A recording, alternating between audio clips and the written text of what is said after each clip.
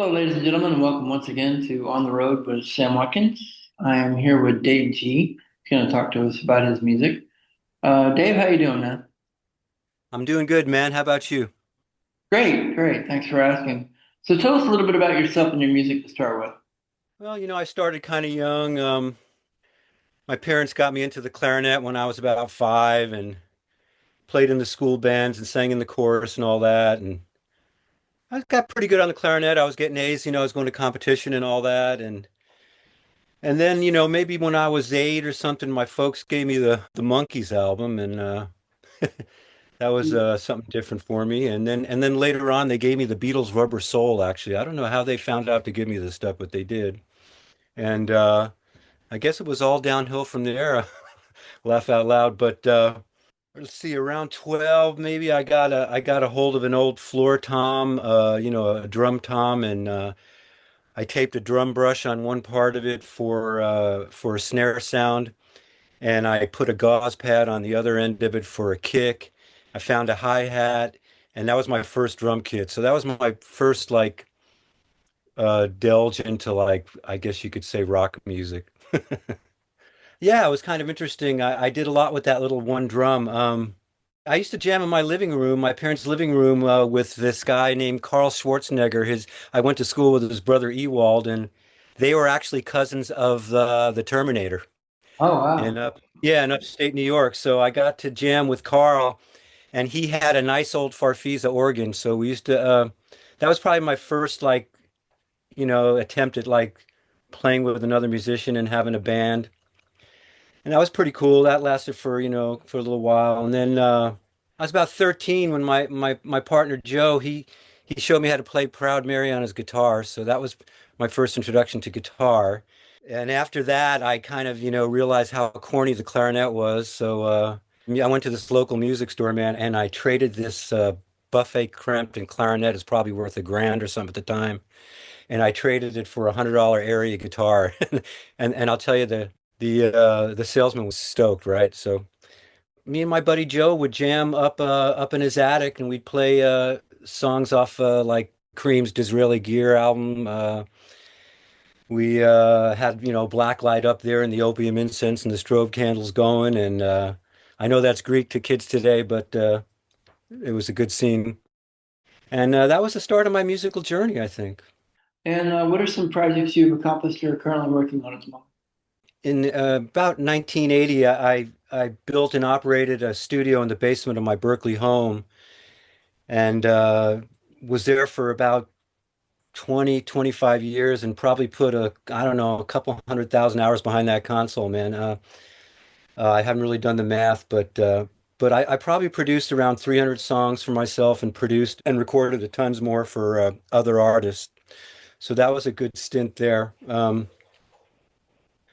For a while, let's see, I got caught up producing gangster rap for money for a few years, and it was that was a kind of a rough scene. It was cool. I got to hang out with some interesting people and learned a whole new genre. But one day, man, this kid named Clever Jeff showed up at the studio, and he got me out of that prankster stuff, man. He was a breath of fresh air. He had like a positive attitude and socially conscious lyrics. And it wasn't long before we got a deal with Quest Warners in early 1995, a production artist distribution deal with the help of my attorney, Barry Simons.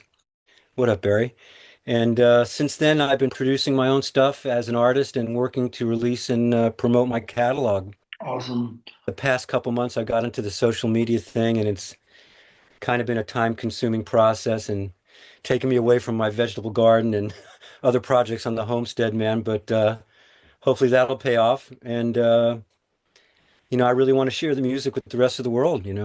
So, And we do too. We want to share your music with the rest of the world as well. So well, thank you. Thank you, man. that's all what we're doing here, pretty much. Right. I appreciate it. So speaking of which, let's talk about some of these songs that we're going to play. Let's start with All My Love for You. Tell me about that song. Oh, wow. I wrote that song on an acoustic guitar. It was about my kids, man. They were, I don't know, maybe like 4 and 8 or maybe even a little younger, but it's so wonderful having kids. And I was pretty inspired to write that song about them, All My Love, for you. And that's pretty much where that one came from. Awesome. All right, we're going to take a quick break here, and this is Dave G with All My Love for You. We'll be right back on ITNS Radio.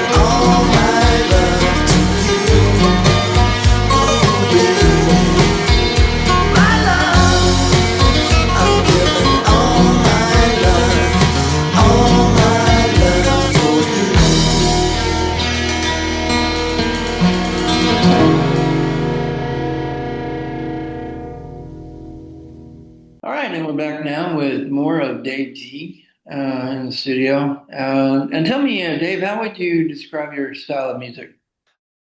I would say it's pretty much rock, but I got a good background from my parents. They listened to a lot of different stuff. I got into R&B, and rap and all that stuff. So I'm kind of covering the whole genre. I got some jazz, uh, but it's pretty much rock based. But actually, I also got into bluegrass. I spent some time up in the country up here, and got into some bluegrass too, so I did a bluegrass album, but I would say it's primarily rock focused. Yeah. So you kind of do a plethora of genres, I guess, but it's mainly just rock based. That's cool. All right. So where can people currently find and or purchase your music? I'm on Spotify, I'm on Apple Music, I'm on Deezer, I'm on Slaps, I'm on SoundCloud, probably some others. You can get downloads on iTunes, Apple Music, and also Reverb Nation and Bandcamp.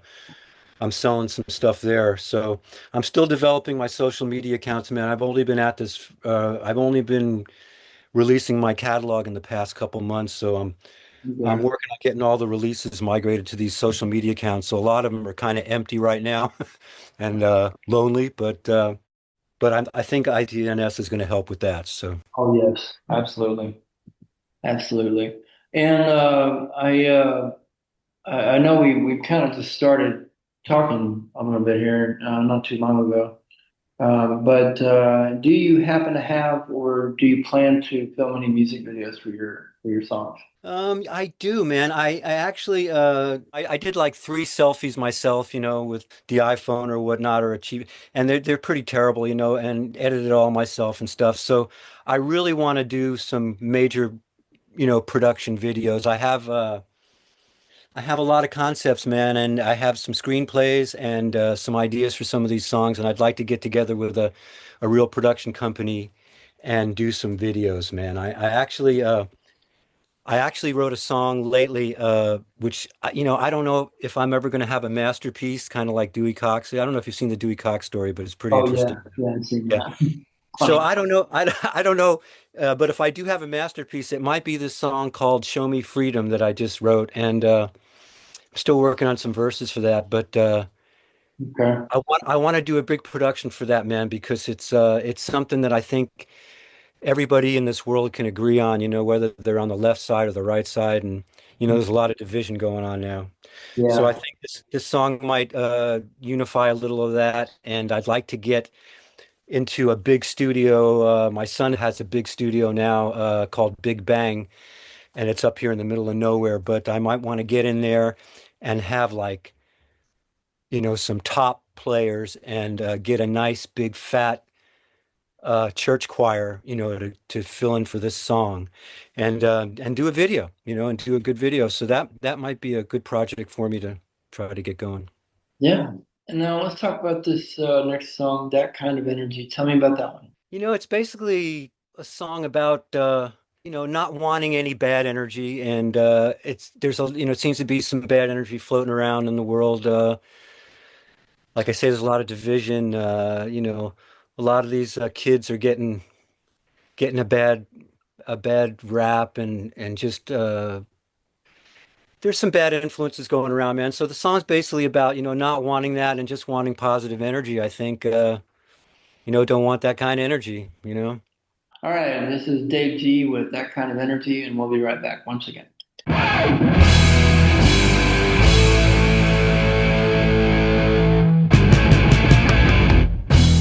I've got something on my mind. Why you treating me unkind? Only one thing I can do. Only walk away from you.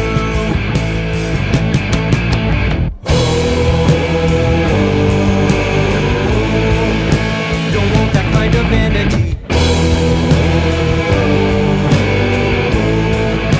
Don't need that kind of energy.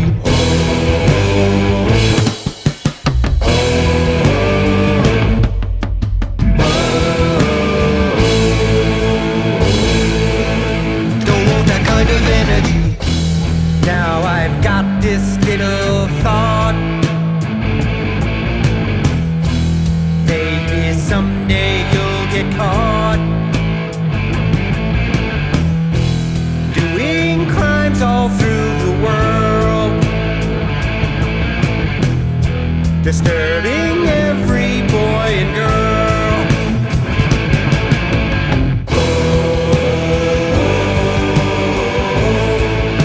Don't want that kind of energy.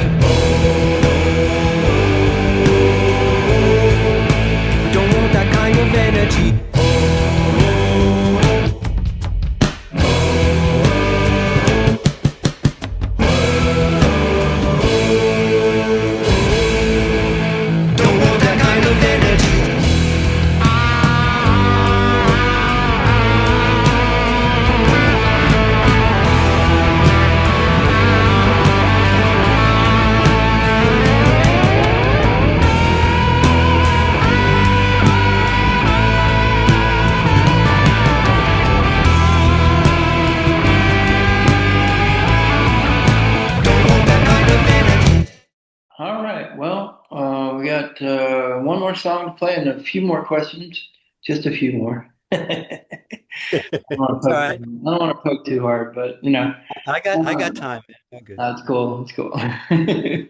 So, one question I like to ask a lot of artists is, because the music industry has changed so much over the years. What would you say? How would you say you feel about the outlook on the music industry today? It's hard for me to make that call at this point, but I would say if it wasn't for organizations like ITNS, you and Tina, and some cool sites like SoundCloud and Slaps, where artists get together, I think it's pretty bleak. I think startup artists, unless they have $1 million for promo, it's pretty hard to get break into this business. Yeah, So I'd have to yeah. agree. Definitely. So yeah, it's kind of rough. I mean, it's. I'll tell you, I missed the boat for by about 20 years. I wish I would have put stuff out sooner because you used to be able to sell CDs, man, and get some little income, Yeah, and no. and now everybody's streaming and like I'm getting like I think I got like 10,000 plays on. I've been on SoundCloud for 7 days and I've got all these plays, but like nobody's downloading anything. You know. Yeah, well, maybe that'll change. I hope so. Yeah. Maybe that'll change real soon for you. Pretty rough for kids these days, I think. Go Yeah, ahead. it really is. It really is. Speaking of which, what if you had any advice to give to someone who wanted to pursue a career in music, what would you tell them? Oh, I'd say keep grinding, right? And keep doing and follow your heart and your dreams, man. Like if you got something that you're excited about and you feel is potent and could, you could share with people, then just stick to it, man, because you're going to get slings and arrows, you're going to get all kinds of resistance and then one of the biggest things I think is to try to avoid substance abuse, man, in this industry, and get a good night's sleep and stay in shape and, Mm, eat plant-based. I mean, just take care of yourself because that really helps. yeah, absolutely. I know I need to start doing that myself. Doctor's orders. Yeah, well, I got those doctor's orders recently, and I had to change everything. I had to give up the icky sticky. I had to give up everything pretty much, man. I mean, I'm actually sipping on a little glass of wine now because this is a special occasion. Yeah. But but I had to really change my whole diet and my had to cut out any kind of substance abuse. So I recommend the kids these days they don't even get into it because they'll live to 130, man. I mean, it's like, you know. That would be awesome. Definitely. All right, let's talk about this last song, On a Mission. Tell me about that one. Oh wow. I'm in a mission of life, a mission of lust, a mission of truth, a mission of trust. I mean, it's just basically a story about, I think, trying to lead a decent life, a humane life, man, and just live in appreciation and have passion and compassion for things and people and just do the good stuff, man. I think that's pretty much what that song's about. All right, when we come back, we'll wrap things up after this. This is Dave G with On a Mission, and we will be right back. Well, it's a mission of peace, a mission of love, a mission of God, all the above. And I love my situation now.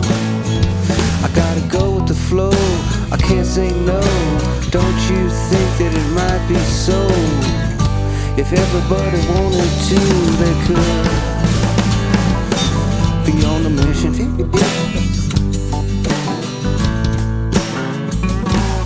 I'm on a mission. Oh yeah. I'm on a mission of life, a mission of lust, a mission of truth, a mission of trust. I can't deny my situation. Oh, it's a mission today.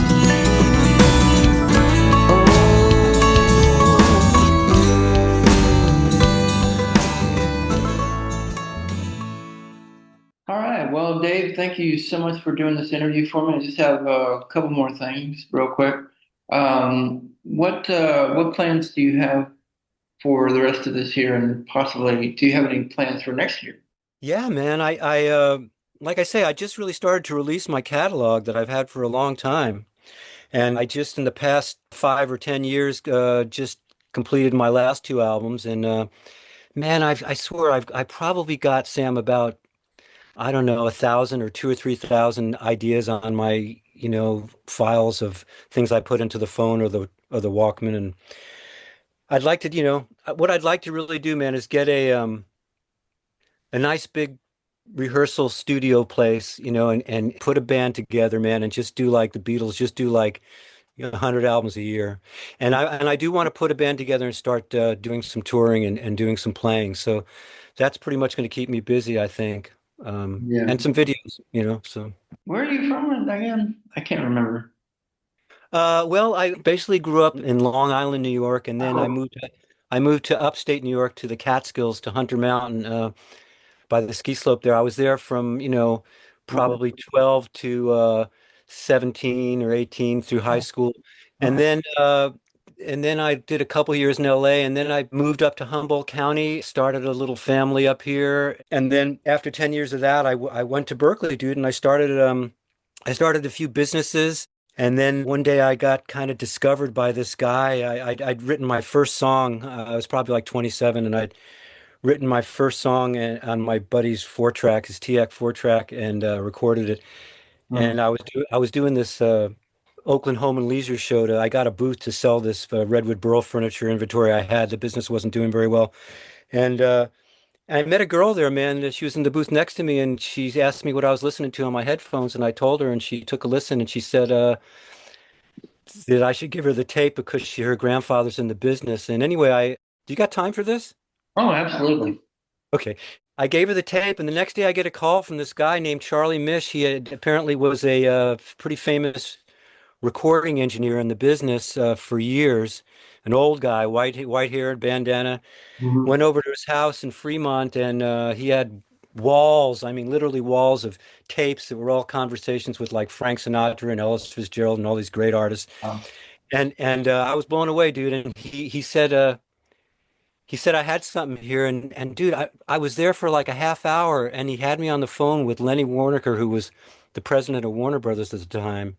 Wow. And Lenny, I'm talking to Warner Brothers, dude, and Lenny's telling me, yeah, Charlie says you got something here, you should keep it up and all this stuff. And man, when I left that house, I quit every day job I had and uh and built the studio and went full blast, dude, and the rest is history. So I don't Oh, know what the question was, but that's where it went. absolutely. Absolutely. All right. Well, is there anything you'd like to add before we go? Any shout outs or web links or anything? Dude, I tell you, if I had to do shout outs for everybody that I've had the pleasure to work with and everybody that's helped me on this journey, it would take us an hour. So if anybody's interested, they can go to my X, Twitter site and you can see where that is on these social media things. And I have a whole acknowledgement page there so they can see that. But yeah, there's a lot of shout outs. So Awesome. All right. Well, thanks again, Dave, for doing this interview with me. And be sure to come back and talk to us anytime. hey Sam, I really appreciate it, man. Thank you very much. All right. And that's going to do it for our show for today. I want to thank you very much for joining us and remind you once again that this show is being archived at Podbean and can also be heard on other sites such as Spotify and iHeartRadio. Be sure to support Dave T and everything that he does and check out his music and anything else that he might be cooking up out there. And be sure to support him and all of our ITNS Radio VIP artists by visiting www.itnsradio.com in the artist roster section and check out everything we're doing because we got a lot going on. Blessings and success to all, wherever the road takes you. And remember, as always, don't just be a music lover, be a music supporter. And we'll see you on the road. Take care.